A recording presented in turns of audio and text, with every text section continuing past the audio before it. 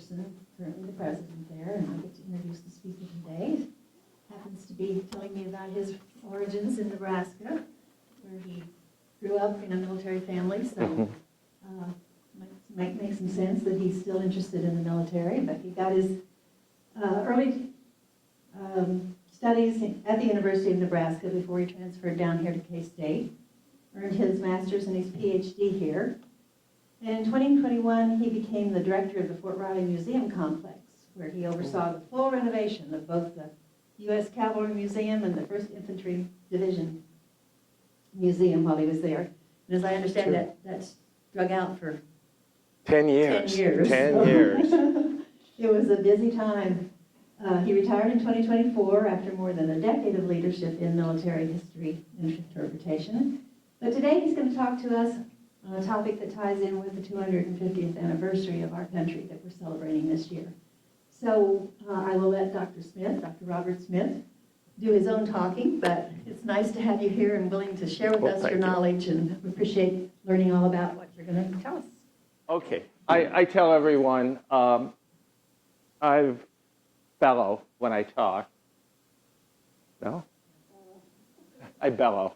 And the reason for that is I take it all the way back to my years when I went to a parochial school in Omaha, Nebraska. And at the parochial school, the nuns would always put you alphabetically in seating. And so with Smith, I can still remember my number in fourth grade. I was number 27, so I was in the back of the class. And the nuns that we had there could not hear. And so we had to holler at them.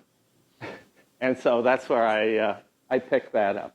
So anyway, I'm going to talk to you about the beginning of the American military, the U.S. military, and I'm going to go all the way back to colonial times, because I'm going to say something that's not going to make some sense quite yet, but I think if you follow my talk, you'll understand. We Americans, we came from most of our cousins from Great Britain, and we thought of ourselves as British, but yet we really weren't. We were, but we kind of were not. And I want to make that point today.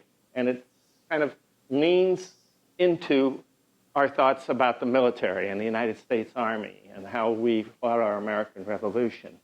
So I'm going to give you some background here. And if everything works right.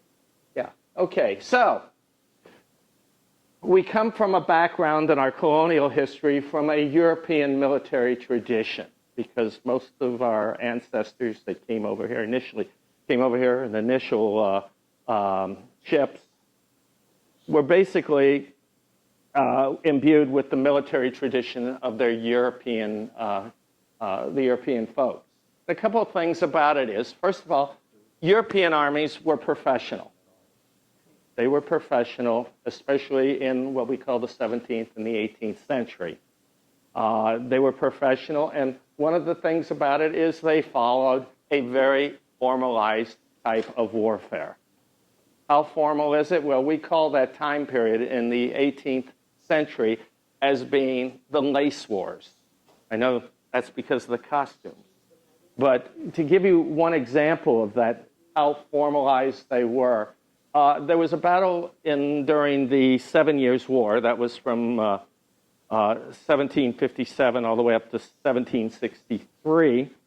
There was a battle called Fontenoy. And at the Battle of Fontenoy, the British guardsmen, those that guarded the king, met up with the French guardsmen, those that guarded the French king. And at Fontenoy, it went something like this. And I'm paraphrasing. They met each other about 30 yards apart. And they had to get close because the weaponry wasn't that accurate. And they got up close. Can everybody hear me okay now? Good. This is how it happened. The French guard, colonel of the regiment, leader of the regiment, came out, took his hat off, bowed, and said, "Gentlemen of the British Guard, you may fire first." And the British guardsman took his hat off and bowed and said, "You may have the first fire." And so this is how formalized this type of warfare was. Okay, so it's very formalized. They avoided battle. A lot of times we know there was warfare, but it was a lot of, in the 18th century, it was a type of maneuver warfare. You would maneuver and outmaneuver your enemy and cause them to either quit the field or surrender. Why? Armies to train are expensive. You don't want to use up your commodity there because it just takes a long time. You take advantage of the terrain and the fortresses, and most of it was maneuvering around fortresses like this in France. This is what we call the Vauban fortresses of northwestern Europe. And you'll even see those Vauban type of fortress construction here in the States. Anybody been to Ticonderoga by any chance? Up in upstate New York? It's a Vauban fortress. It's exactly. And it was named after an engineer in the French army who designed fortresses in the 18th century. They are geometric in principles, and it's a very formalized way that these soldiers fought. They would dig trenches to a certain yardage, stop, and then they would dig what they call ravelins, which were like zigzag trenches to the next line, and then they would eventually go. And once you got close to the fortress, usually they would decide either to give up, the other side would decide to give up because soldiers are expensive, or they would have conduct a siege, and eventually, after the few days of bombardment, one side or the other would just give up. Okay, so this is what we have in Europe. The problem is the American environment is totally different. We have a heavily forested, sparsely populated land. Secondly, what do you think our adversaries were here in this early United States? We were all English. So we had the French up in Canada. Who else? The Native Americans. They didn't fight this formalized way. And so we American settlers, had to adjust. Okay, so a couple of things about the American soldier that still exists today that existed back in colonial times. The American soldier is an individual. He's very individualistic. An American soldier, you have to pretty much tell him why you're doing something. And even today, the orders for the United States military is you give the soldiers a reason for this. Because we Americans are we're individualistic and we have a mind of our own. Okay, so we're individualists and we're also very democratic. In Europe, you have aristocracy, and the aristocracy usually were the officers. But here in the colonies, the American soldiers that were led by their leaders were usually elected. And this goes all the way back. This continues even into the Civil War. We elect. Hey, Bob Smith wants to create a regiment. And I'm going to create a regiment. And guess what? I'm going to recruit people. And then let's have them vote who they want to be their officer, to lead them. And this happens all the way up to the Civil War, where you vote for it. And so, hey, I'm paying for those. I'm giving you uniforms and equipment, and I'm running for regimental commander. This is how it was done back then, though. But in Europe, it's an aristocracy. It's the nobles that are going to lead. Okay. Thirdly, the colonial life was they were elected, the assemblies, elected assemblies, they consisted of landowners. They were your neighbors. And they're the ones that governed the power of the purse to outfit soldiers, and therefore you knew who your commander was. You maybe elected him, but you knew who he was. Fourthly, we're fighting, our adversaries initially are Native Americans, and they're not fighting the European way. I don't think there was a Native American that bowed down and said, you may fire first. It was a case of, let's see what the Native Americans are. And the Native Americans are fighting as individuals. Native Americans also had no organized system of warfare. Basically, Native Americans would avoid pitched battles.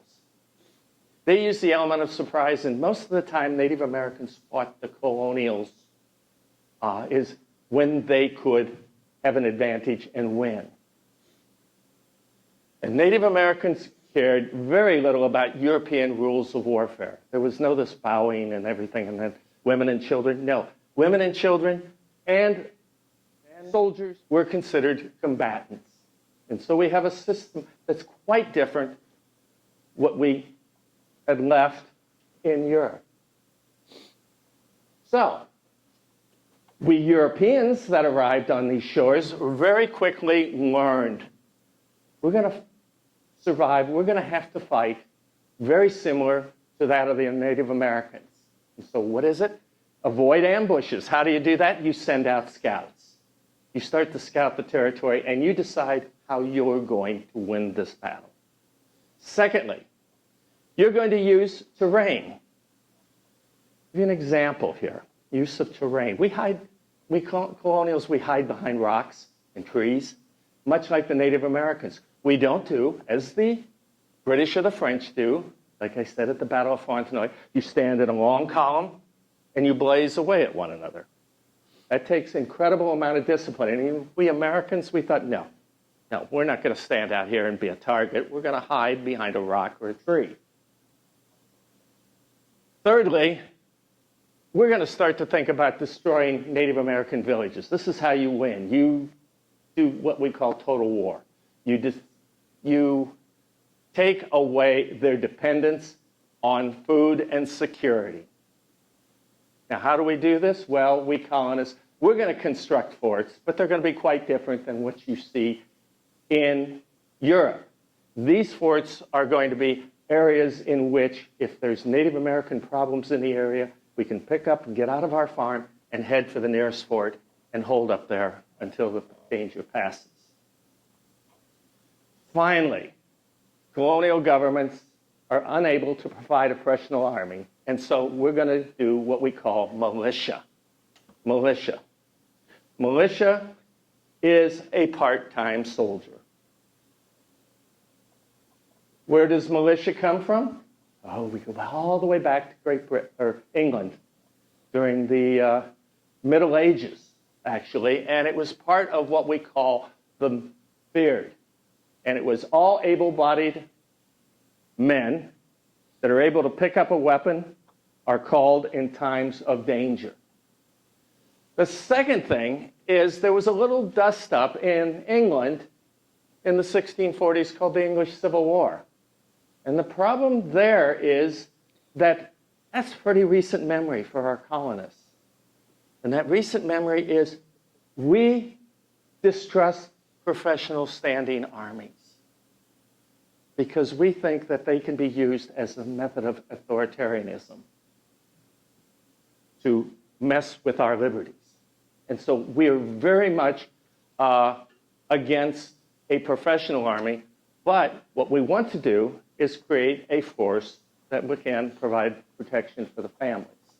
So, militias are a local institution. They're administered by your county or township, and you elect your officers. And what this entails is that you have a training weekend. Now, I have to ask, anybody belong to Rotary, Elks, any organization like that? Okay. For the men, it was almost like a fraternal organization. You would then gather once a month and gather on the village green, and you do a little training, and it was like a good old boys club. And then what you would do is when you're done with your training, you would prepare off to the local tavern and have a good time. And so this fit the American mode of military. Each militiaman, you provide your own weapon it was a smoothbore musket. Smoothbore muskets back in this 18th century, this time period I'm talking about here, has an effective range of about 100 yards. I'd like to tell the story that it was in 1809 that the Prussian military, which was one of the premier European military nations, decided that they were going to test out the smoothbore musket that, like George Washington and our British adversaries. So they fired at a target 100 yards away. It had a 10% chance of hitting a man-sized target. So European military, you would line up, and that's how they lined up in big, long lines, and you put all the lead you could in the air and hope to hell you hit something. And so this is but we Americans, we're a little different. We're going to hide behind a tree, and we're going to take that shot when we can and when we know we can hit something. And if we don't, it gives us time to hide behind that tree and maybe reload or skedaddle out of there. So local authorities, if you didn't own a weapon, well, we did, because most of our ancestors had a weapon because it also provided food on the table. You would take it, and our marksmanship skills increased exponentially over those of our European cousins. So, if you didn't have a weapon, your colonial assembly, they would get you one. And there was another little thing. If you weren't real excited to be in the militia, you could buy a substitute. And so you could pay for a substitute to go out and fight that war for you. Militia, though, has one great disadvantage, and we're going to talk about that, is most of our American ancestors were rural farmers. So, when do you fight? Spring you plant. The summer, you watch the crops. Fall, you harvest. Winter, you stay indoors. So I guess summer is the only real time that you can actually campaign. And so there is a problem here when I start talking about George Washington, is his militia always seems to melt away. Planting time or harvest. And so issues here are quite different than they are in Europe. Okay, so the advantages. The advantages of having a militia system is cost is significantly lower than professional soldiers. You don't have to pay them. Just have them meet once a month, and they'll have a good time. They'll bring their families to the village green. They'll do some maneuvers, some target practicing, and then, like I said, they'll all repair to the tavern. And so, first of all, you don't have to pay them. Training and mobilization, you can rapidly call them out. Hey, we've got a Native American problem on the frontier. We need you. Gather. Let's head out. But they're not going to be. They're only going to be there for a short period. They're going to be there for the campaign period, time period. One of the important things, though, is if you're with your neighbors, this is going to create what we call esprit de corps. You don't want to look bad, neighbor. You run from combat, you're going to be ostracized by your neighbors because you didn't hang with them. Okay, the disadvantages. Efficiency varied from colony to colony. Those colonies that were on the western edge, and I'm talking about like Pennsylvania or upstate New York where you have Native American incursions, they're going to be a little bit more efficient than, say, those in Maryland or those in Virginia. They're not disciplined. If they want to go home, hell, they're going to go home. They're going to pack up and go home. They lacked formal training.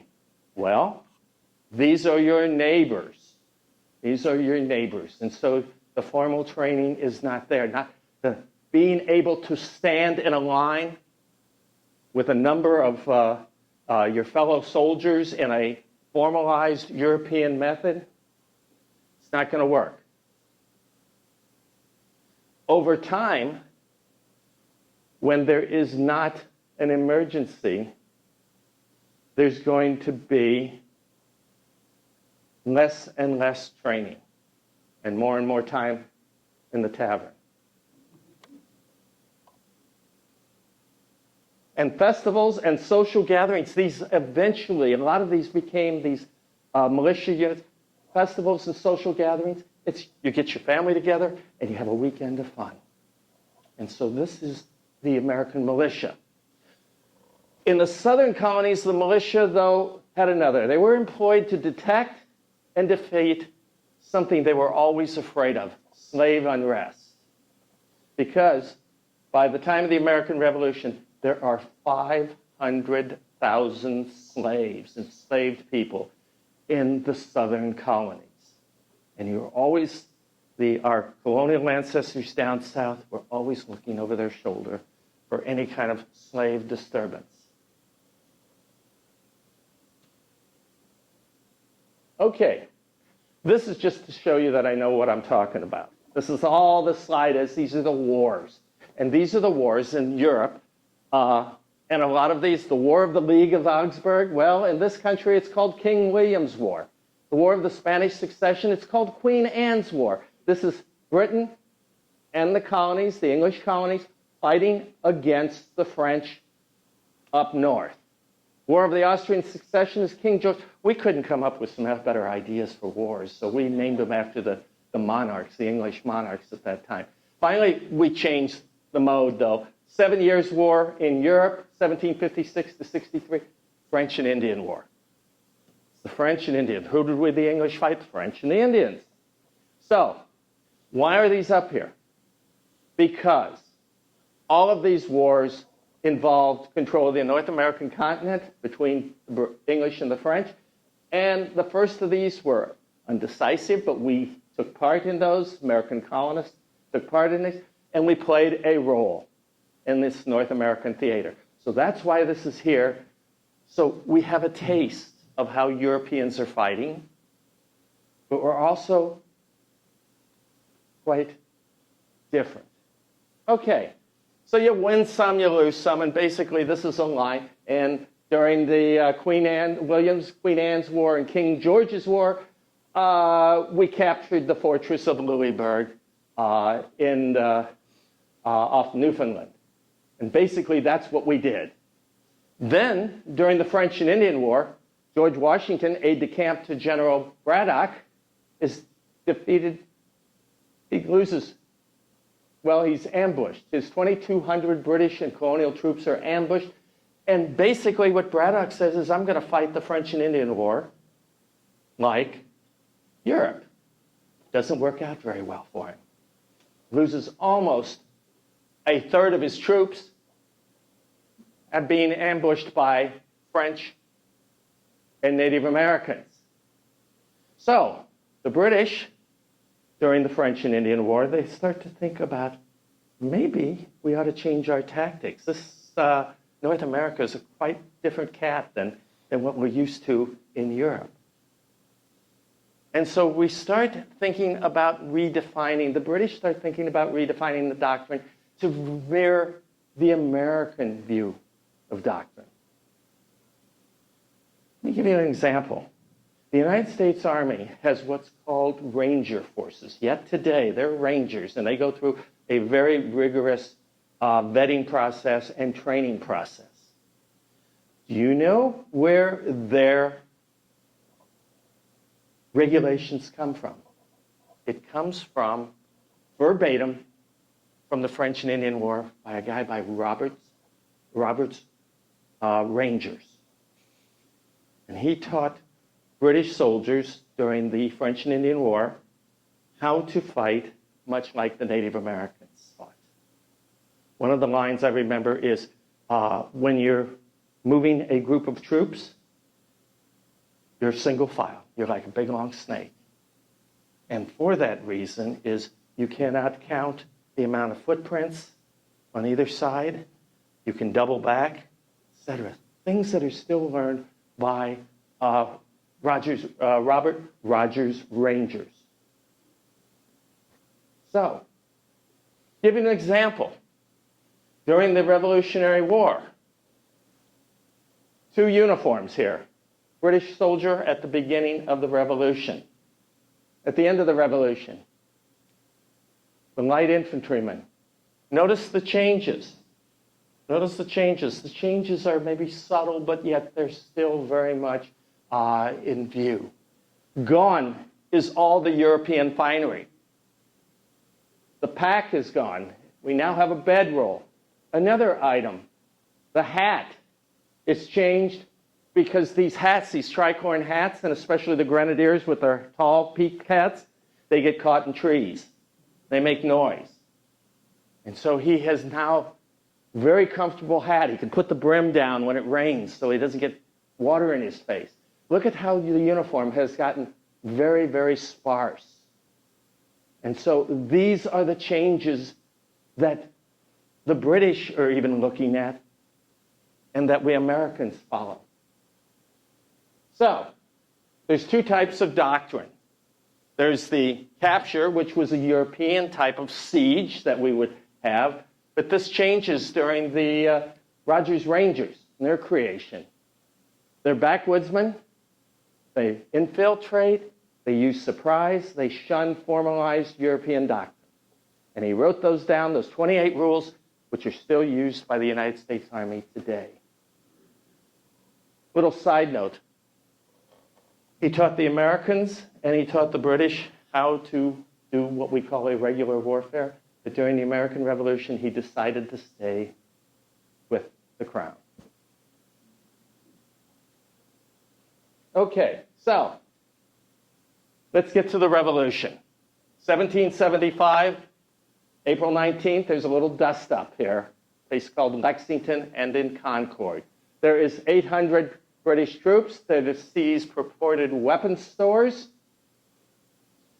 At Lexington, Major John Pitcairn, who has a very distinguished career until he loses his life at Bunker Hill, basically tries to cow the rebels into submission. It's not how you diffuse a situation, because one of Pitcairn's comments to our colonists, our 80 colonists that are there in front of Lexington, is, "Throw down your weapons, you damn rascals."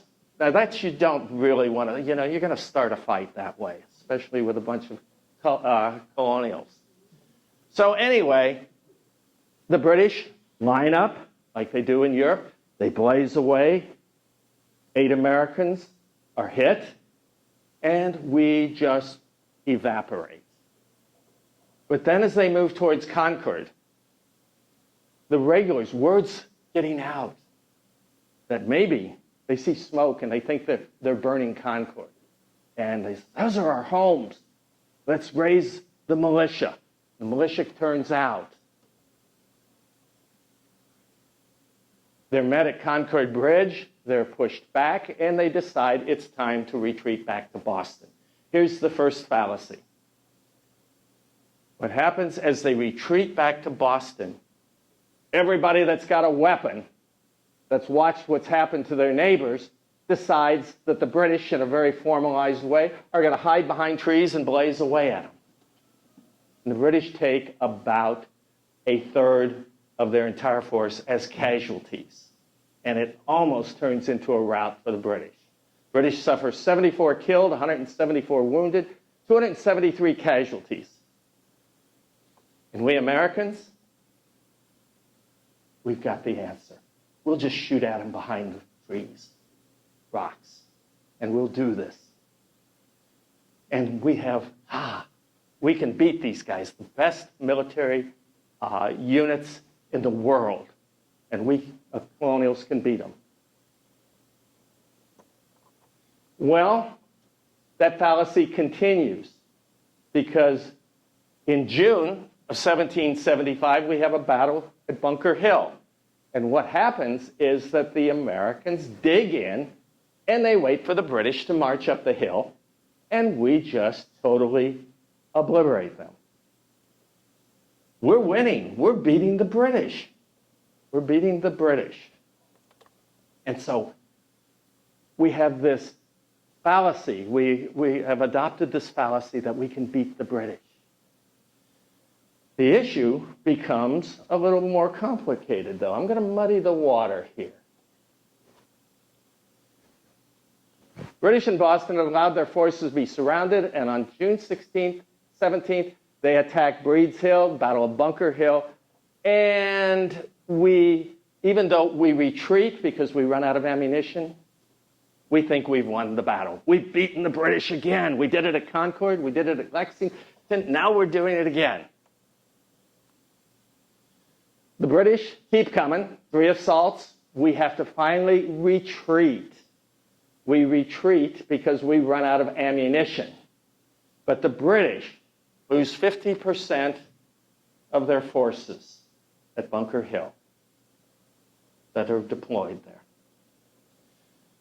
When you're trained in military history or military operations, any unit that suffers more than 35% casualties is considered a unit that is totally destroyed. And we get this through our heads. We have destroyed the British. We suffer fewer casualties, 30% the engaged forces, but basically we've got this great idea that we can beat the British. The only problem is both sides have got a totally different picture of how we're going to fight this war.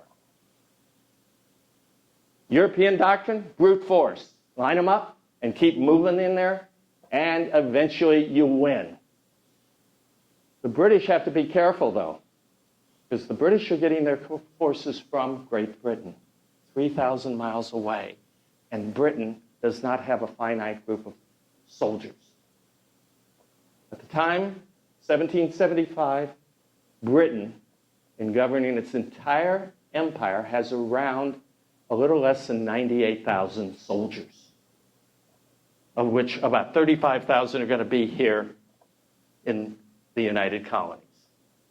That's not counting Ireland, England, Scotland, and the British Empire that stretches across in Africa, West Indies, and India. Okay. If you've got even 35,000 troops, how are you going to supply them? That's 3,000 miles. You can live off the land somewhat, but if you live off the land too hard and take away from the settlers there, or the colonists there, you're going to create problems in how they feel about you. So you're going to bring a lot of your food and your horses. Imagine bringing a horse 3,000 miles on a sailing ship. That's why you don't see many cavalry actions during the American Revolution. Senior British military officers, General Howe, who's in command in 1776, and later General Clinton, they realized one thing. I've got 35,000, and I'm going to, in order to win this war, I've got to occupy all 13 colonies. Can you do that with 35,000? Not really. And they realized that very early on. It's the diplomats, the administrators, and the king in Great Britain that don't realize this. The Americans, well, first of all, at Bunker Hill, we have 3 different commanders. That's a recipe for disaster and not having a unified command. So we've got to have a commander, first thing.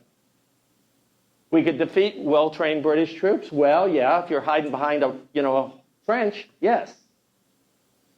American myth that the citizen soldier, aroused by patriotic emotion, was more than a match for British trained soldiers. Not really. So in 1775, on June 14th, 1775, the birth date of the United States Army, it's decided we're going to have a professional army, and they have George Washington. They get George Washington. If I go too long, let me know, Charlene. Just bring the hook. Okay. Anyway, just a little story about George Washington. George Washington's over 6 foot tall, and he comes to the Continental Congress. And he's wearing his French and Indian War uniform.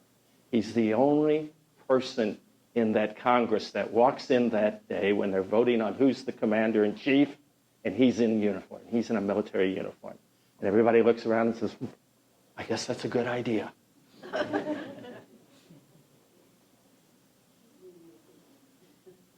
Okay, so Washington.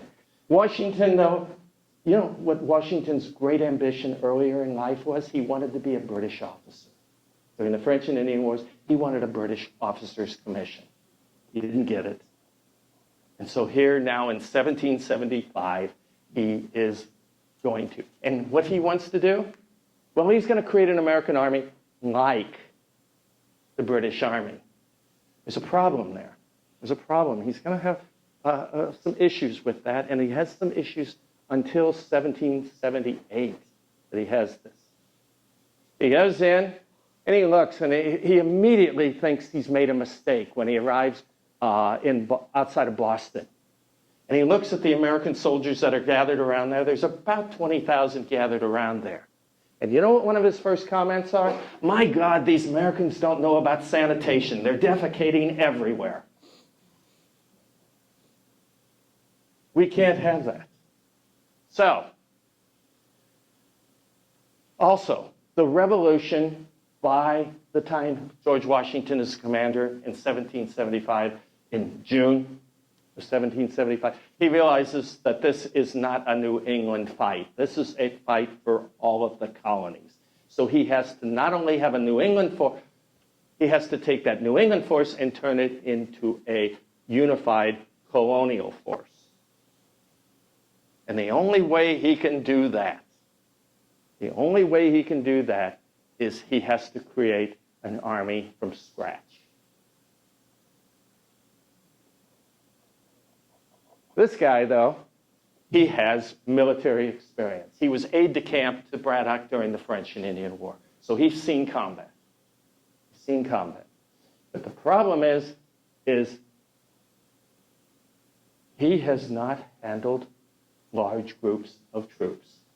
That's a gift that a lot of very talented commanders have to learn. And so he hasn't had that ability. The only thing that Washington has going for him during this revolution is he believes in the righteousness of the American cause. So, America's First Army, Phase 1. Well, what do? Well, you've got to have an organization. You've got to have an institution. And so his first action, first of all, you've got to have an office of adjutant general. These are the guys that write orders. You know, penning something in pencil on a piece of paper, you've got to have the ability to send orders and to make them understood, easily understood. Next, morning roll calls. Well, if you're a militiaman, you want to know who's there and who has gone over the fence and gone home. So you've got to have morning roll calls so you know how many troops you have. Then the biggie here. Remember I talked about colonial organization, how your best friend became your officer? Well, now you've got to have a distinction, and you have to have that distinction pretty much in concrete. You've got to have formal distinction between officers and enlisted men. Because if you tell your neighbor and give him an order and you're in the militia, your neighbor might say, I know him and I'm not going to do that. But once you have that structure of officer teaching soldiers, and if they don't listen to you, you create a formal set of punishments and infractions. And trust me, George Washington was very rigorous on seeing that orders were followed, and if you didn't follow them, he didn't hesitate to punish you. During one of the mutinies, towards the end of the American Revolution by Continental soldiers, George Washington decides how to handle the mutineers. And do you know what he does? He takes the unit that mutinied and makes them be the firing squad to shoot the leaders. So you're shooting those that you know. So we're going to do two things. We're going to take that colonial militia, but we're going to turn them in. We're going to take those that are what we call continental. These are the professional soldiers. Because militiamen come and go. Continental troops are bound by a regular enlistment. Washington's projected army at the very beginning, he wants 20,000. Guess what he's got? Around 8,000. So he's got a very minimal amount of soldiers there to work with. But Washington never got his wish, though, of an army molded on European lines. He had the Continental, which were the regular soldiers, the ones that are closely modeled after the European model, but then he has to leaven them with militia. Militia belong to the states. You can see a problem right here. And Continental Army belonged to Congress. So you've got two entities working. Now, Congress is basically going to choose its generals, commission its officers, and administer supply. Pop quiz here, real quick. Who's probably their most talented officer, general, outside of Washington during the American Revolution? Anybody know? Exactly. Benedict Arnold. Benedict Arnold. Problem is, Benedict Arnold had a very sense of being slighted throughout his career. The states, you want Continental soldiers, the states raise them. And I must say something about our 13 colonies. We were very reticent in raising troops. Very reticent, hounding all the time. Now, the benefit of militia, short-term duty, still be an active labor force in keeping the colonial economy going. Because you can send them home and plant their crops and supply the army, and then you bring them back when you need it. For much of the revolution, for much of our American Revolution, it's the Continentals, the Continental soldiers that won the war for us. Okay. The British don't have it easy either during this war. Britain has a central authority, very stable financial system, and well-organized and trained army and navy. However, Britain is always short of funds because there was a little thing that occurred from the 1750s into the 1760s called the 7 Years' War, the French and Indian Wars, that increased the national debt of Great Britain and doubled it. And so they need to fight this war on the cheap if they can. Second, you've got to sustain and transport 3,000 miles. And how do you conquer and win the hearts and minds of all 13 colonies? Something that Britain has the issue. Now, Britain has finite amount of troops, and it needs more. Where is it going to get it? Well, King George III is also the elector of Hanover, in Germany. And he has a lot of friends in Germany, and he thinks, well, I've got a private slush fund. Governments don't change. Private slush fund. I can pay for German mercenaries. I can pay for those Hessians. Okay. So, bring the assorted German states. Let me tell you one thing about the Germans. Germans get over here, and they've had numerous wars throughout the 18th century, and the German mercenaries over there comes over to the country, and they look around and they say, wow, this land is really nice. I could have a nice farm here. And those fearsome myths about the German Hessians that we had during the Revolution, a lot of them went over the hill. And I would say, this is genealogical. Check it out. You probably have one of those mercenaries in your family record if you have German heritage in there, because it was this is really nice, and it's a lot better than what I left in Germany. I'm staying here. Okay. Thirdly, one thing we don't think about much is when you put a lot of people together, disease. And that is creates a high attrition amongst your troops. Now, George Washington actually starts inoculating his troops against smallpox. The British, they don't do that. And so you start losing a lot of troops, at least a quarter of your troops, to sickness. Britain also has another problem. Britain owns Ireland. And those Irish, those pesky Irish, aren't sitting still. And so you need to send troops there. So you've got to send troops to all the areas in which you have in your far-flung empire to keep them stabilized. Now, Britain controls colonial ports, but you can't control the territory outside of those ports. So, final line here, war in the classic European style was not possible. Okay. Interesting point. George Washington learned on-the-job training.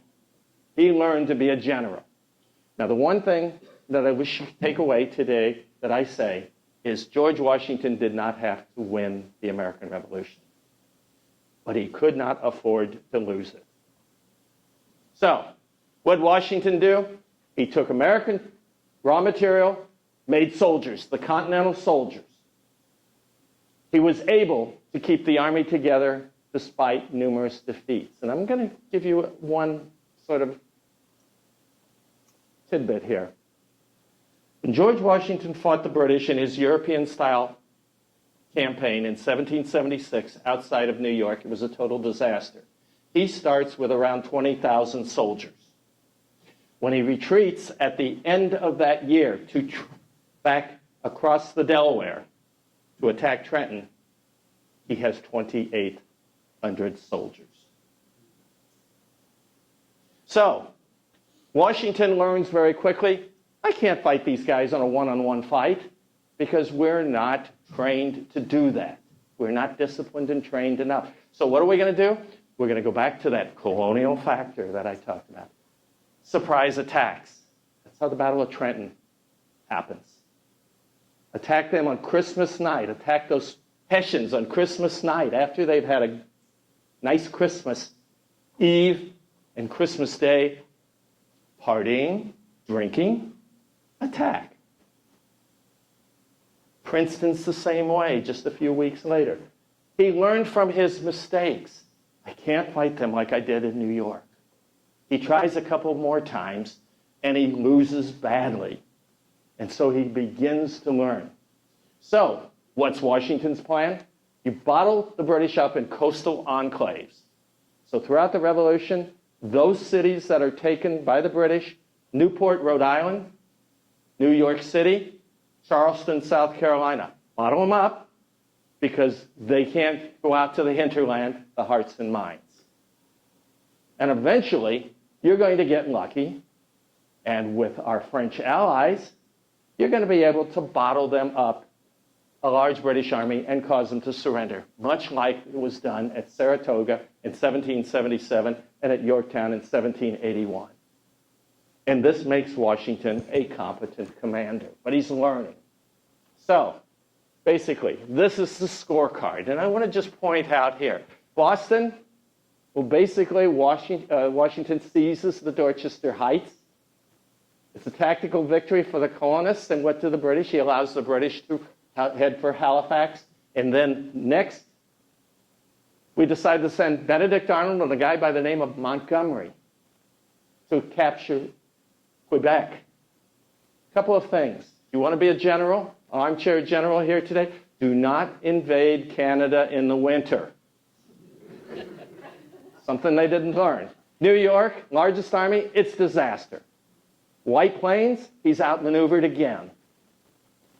Trenton, it's a surprise attack. Princeton's another hit and run. And then Brandywine. Brandywine, he tries again to fight the British on a European-style fight, and he is outmaneuvered. Saratoga, we've got Benedict Arnold and Gates up in upstate New York. They're doing woodland-style tactics, and they cause the British Army to surrender. And then the final one I've got up here, Germantown. Washington has a complicated plan. Have 4 different groups of troops attacking simultaneously. When you do this without radio communication, ain't gonna work. And he doesn't win that one either. I think I have one more, folks. Oh, 2 more.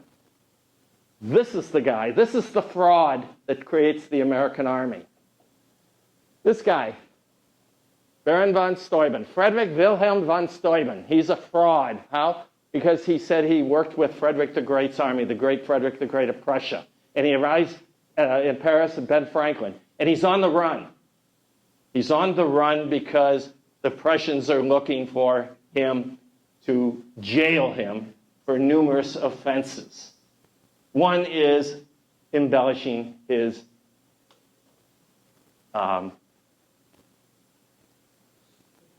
thank you.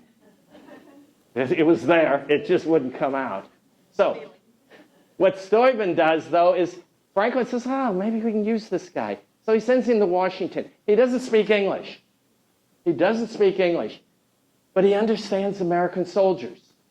He never learns English. He curses at the American soldiers and trying to train them in German, and he has a German speaker that can translate to the Americans on exactly what he's saying.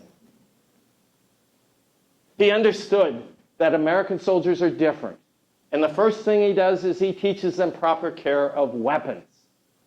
You know, our American ancestors in the American Army, they were given bayonets, but they were always unusable because American soldiers thought bayonets were, you could stick meat on it, put it over the fire, and then that bayonet goes like that. So he teaches them. He knows that the Americans are proficient marksmen. Use that the advantage and quit using those bayonets over fire and show them how to use them, just like the British. So what you do is you fire a volley and then you charge with the bayonet. And I'll tell you, I taught soldiers at Fort Riley for many years about American history, and I had a musket, which I can't bring in here, and a bayonet. And I'd show them this 18-inch bayonet, this triangular bayonet, and I said, this is a fearsome weapon when you start running with this. And today, this blue book is still used by the United States Army in treating soldiers. And so after Valley Forge, Baron von Steuben teaches the Americans, and what happens? This is my, trust me, last slide, sorry. But we have a battle at Monmouth, in Monmouth, New Jersey. And this time, the Americans stand and fight. The Continental soldiers stand and fight, and you even have the British officers writing in their journals, because I've seen them, and basically saying, what's with these Americans? They're different. They're fighting like we are. They're gaining our respect. So, basically, the Continental soldiers are used from 1778 all the way up to 1781 at Yorktown as the basis for the American forces, and using the militia as sort of to fill out the ranks. Now, America's victory during the war was effective leadership. That's first and foremost. You have to have effect. And yes, I have Arnold in there. But I also have Morgan and Knox. Henry Knox is an interesting guy. He's a bookseller. I like books. I'm a historian. He's a bookseller in Boston. He reads artillery manuals, and he becomes chief of Washington's artillery. He reads the manual, so he's getting the book learned. The training of the Continental troops, backbone of the American Army. The spirit of the militia, basically the militia. Morgan has the militia at the Battle of the Cowpens, and he basically tells the militia, you're not going to have to stand and fight. All I'm asking is you give the British 3 volleys, and then you can run. And then you can run. And they do it. Well, they do. They give them the 3 volleys, and then they run. We must not forget, though, the French. The French, money, equipment, and eventually soldiers were the supplied and saved Washington's army. And the tactical innovations of North America, that I had talked about, I spent that long talk earlier in this lecture about why we were different, makes our American Army conducive to the North American environment, and we can defeat the British. And that's what I got for you. I hope I didn't bore.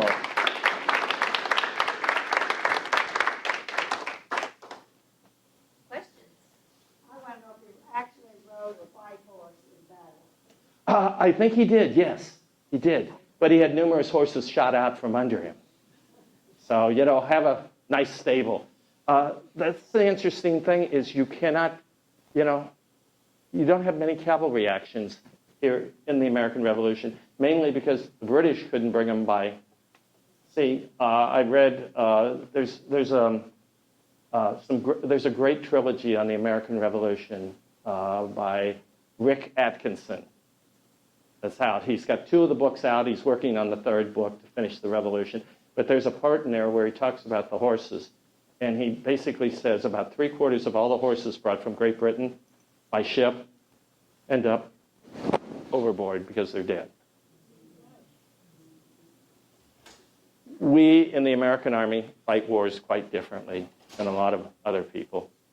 And one of the things that I've noticed about the American Army is that even in World War I and in World War II and even in the Civil War, the American Army, the Union Army, we learn from our mistakes. We start out really shaky.